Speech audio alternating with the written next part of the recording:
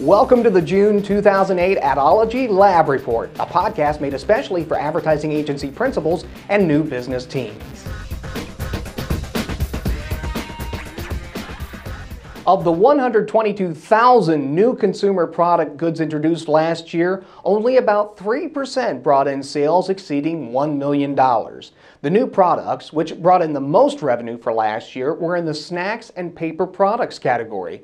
These figures represent the number of actual product launches last year. Contact your product manufacturers and packagers to determine which new products they'll need help launching next year. Well, as our last slide indicated, consumers are more than willing to spend money on nutritional supplements, old and new.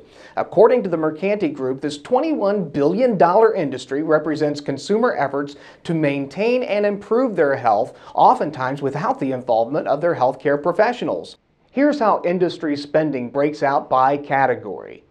The National Institutes of Health National Center on Complementary and Alternative Medicines indicate that a third of consumers use alternative therapies, which includes nutritional supplements, and predicts an ongoing industry growth rate of 5%.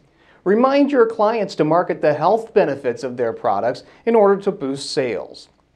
We live in an age of mistrust. The results of a recent Persuasion Institute study says that just 12% of respondents said that they trusted the persuaders that they had interviewing them, while 88% of persuaders felt that they'd established trust with their audience. Kurt Mortensen, who founded the Persuasion Institute, says it's safer to assume that your prospects lump you into the rest of the world that they don't trust. Here are 5 ways you can establish credibility, which is a giant step forward in establishing trust.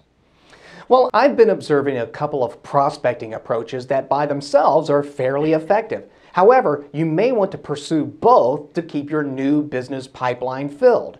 The first approach is commonly called the rifle approach. This style of prospecting identifies one prospect and focuses all your energies and resources on becoming their new ad agency. This may happen with an RFP or a referral. The downside of this approach is that all your eggs are in one basket. The second approach is commonly called a shotgun style. Instead of narrowing your focus to the specific client, go after the whole industry. I recommend starting with an industry type that your team has had some success or experience with.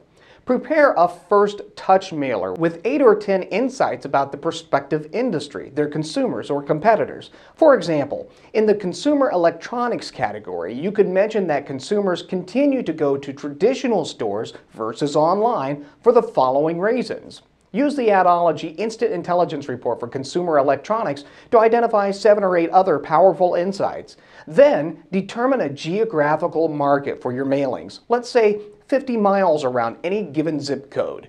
Use Ad-ology's BizFinder to locate all the consumer electronics stores in your market and implement your mail campaign.